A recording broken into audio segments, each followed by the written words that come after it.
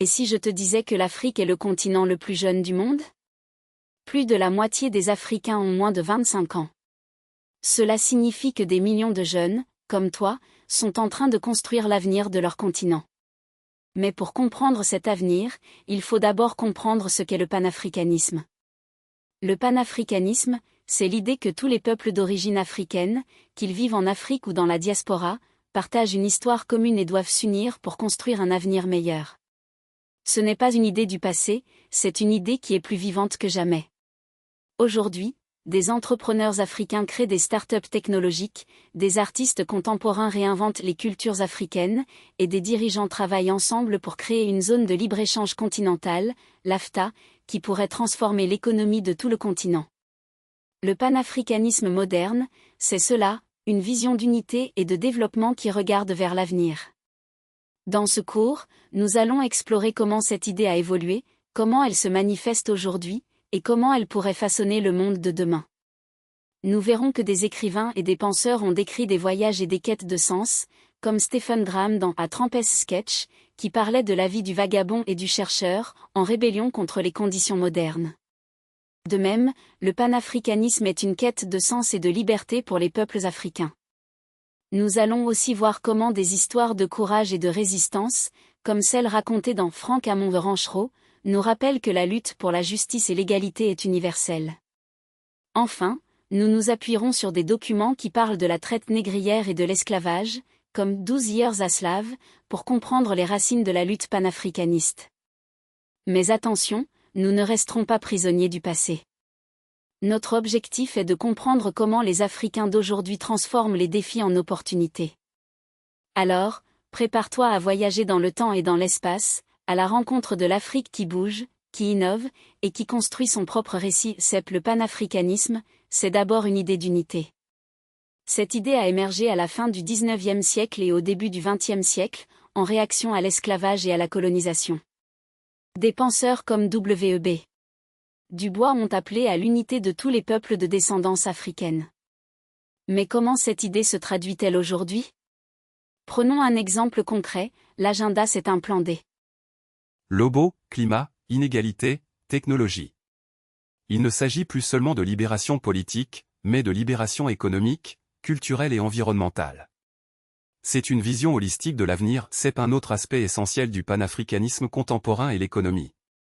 Pendant longtemps, l'Afrique a été vue comme un continent pauvre, dépendant de l'aide internationale. Mais cette image change.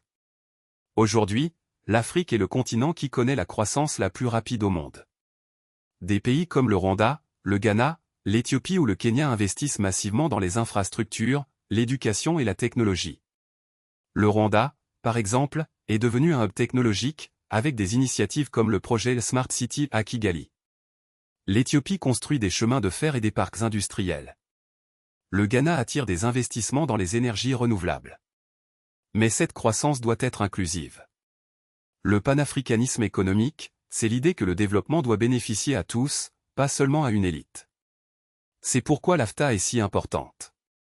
En supprimant les barrières douanières, elle permettra aux petites et moyennes entreprises de vendre leurs produits dans toute l'Afrique.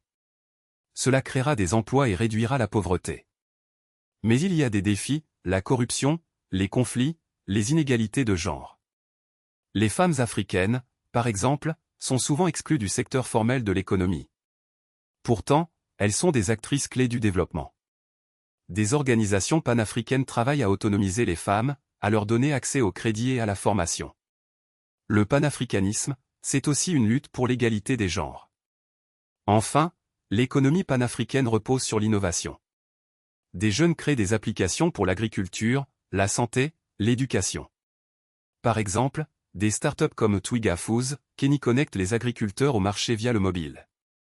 D'autres, comme Zipline, Rwanda, utilisent des drones pour livrer des médicaments dans les zones reculées. Ces innovations sont nées en Afrique, pour l'Afrique. Elles montrent que le continent peut être un laboratoire du futur. Le panafricanisme a aussi une dimension politique forte. L'Union africaine, UA, fondée en 2002, est l'organisation qui incarne cette vision politique. Elle succède à l'Organisation de l'Unité africaine, OUA, créée en l'UA a pour objectif de promouvoir l'unité, la paix et le développement sur le continent. Mais elle fait face à de nombreux défis, conflits armés, coup d'État, ingérence étrangère. Par exemple, la guerre au Soudan, qui a éclaté en 2023, montre les limites de l'action de l'UA. Pourtant, des progrès sont réalisés. La zone de libre-échange continentale africaine, ZLECA, est un exemple de Canisme et diaspora.